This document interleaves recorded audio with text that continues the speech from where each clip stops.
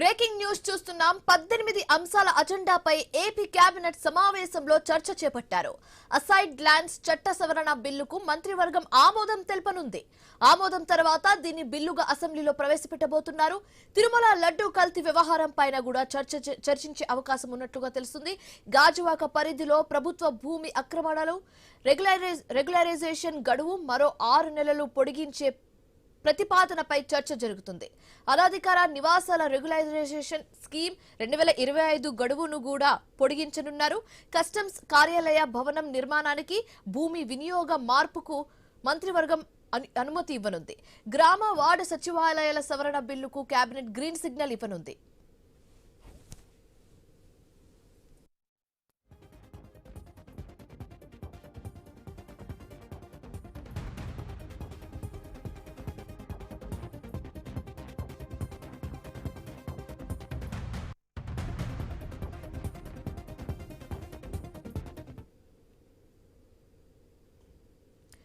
Yes 18 అంశాల అజెండాపై AP cabinet సమావేశంలో చర్చ చేపట్టారు.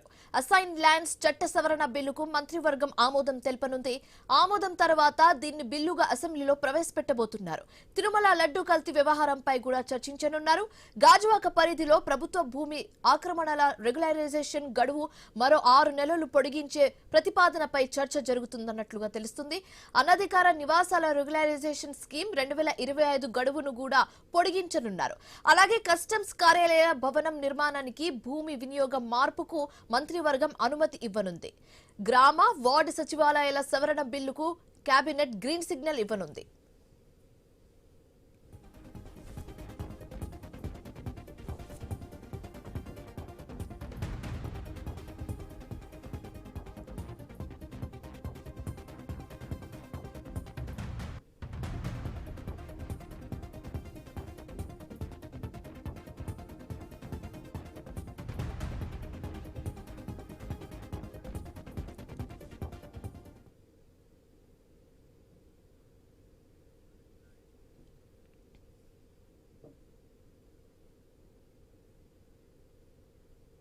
ఎస్ 18 అంశాల అజెండాపై ఏపీ కేబినెట్ సమావేశంలో చర్చ చేపట్టారు. రైట్, ఇదే అంశానికి సంబంధించి మరింత తాజా సమాచారం మా కరెస్పాండెంట్ నాగేశ్వరరావు అందిస్తారు. నాగేశ్వరరావు, చెప్పండి, 18 అంశాలు అంటున్నారు. ఎలాంటి 18 అంశాల మీద చర్చించే అవకాశాలు ఎక్కువగా కనిపిస్తున్నాయి? మెయిన్ గా ఏపీ కేబినెట్ సమావేశం పెట్టింది. అయితే ఇందాక కొద్దిసేపటి క్రితం 2 గంటల 30 నిమిషాలకైతే సమావేశం రాష్ట్ర మంత్రి మండలి సమావేశం అయింది.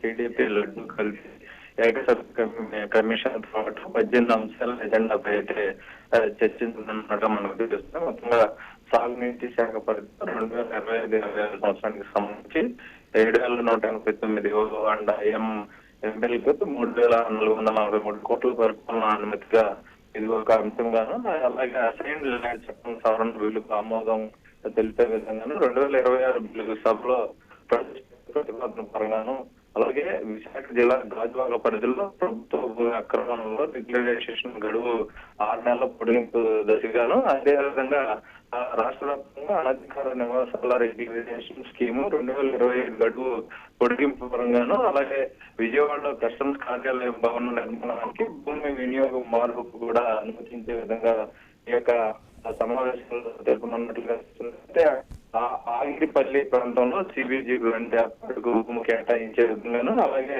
నంద్యాల జిల్లాలో సోలార్ పవర్ ప్రాజెక్టు ప్రభుత్వ భూమి లీజుకు ఆమోదం తెలిపే విధంగాను, అలాగే విశాఖ జిల్లా అనంతపురం మండలంలో భూమి విక్రయానికి అనుమతి, అలాగే ఎకరాకు 80 లక్షల ధర నిర్ణయించే ప్రతిపాదకను, అలాగే ఏపీ లివింగ్ ల్యాబ్స్ ఏర్పాటు భాగస్వామ్యానికి ఆమోదం తెలిపే ప్రతిపాదనకు సంబంధించి, అలాగే తిరుపతిలో స్టేట్ డేటా సెంటర్ కోసం డిజాస్టర్ రికవరీ సెంటర్ ఏర్పాటు చేసే విధంగాను, అలాగే దీనికి సంబంధించి గ్రామ వార్డు సచివాలయాల సవరణ బిల్లుకు మంత్రివర్గం ఆమోదం తెలిపే అవకాశం ఉంది. అలాగే ఫ్రంట్ లో మరణ అభివృద్ధికి పిపి మోడల్తో అనుమతించింది.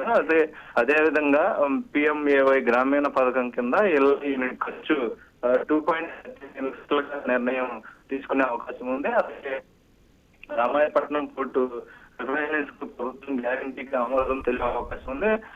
అదేవిధంగా చూసుకుంటే పంచాయతీరాజ్ చట్ట సవరణకు సంబంధించి కూడా ఆర్డినెన్స్ స్థానంలో బిల్లు అమలు అవకాశం ఉన్నట్లుగా మనకు తెలుస్తుంది. మొత్తంగా ఇవంటే అలాగే రాజుపాలెం పంపు స్టోరేజ్ ప్రాజెక్టులు కూడా జెన్కో స్వయంగా చేపట్టే ప్రతిపాదన కూడా దీంట్లో ముఖ్యంగా ఉన్నట్లుగా తెలుస్తుంది. మొత్తంగా ఏపీ ట్రాన్స్ఫర్ లో కడప జోన్ కు అసిస్టెంట్ సెక్రటరీ పోస్ట్ కూడా దీనికి సంబంధించి ఆమోదించినట్లుగా మనం మొత్తంగా పునరావృతంగా శక్తి ప్రాజెక్టు గడువు మరో 2 సంవత్సరాలు కూడా పొడిగింపు ఇచ్చే విధంగా ఈ యొక్క కేబినెట్ సమావేశంలో ఈ యొక్క 18 అంశాలపై ఈ యొక్క ఆమోదం తెలిపే విధంగా అయితే right. Thanks for the updates Nageswararao.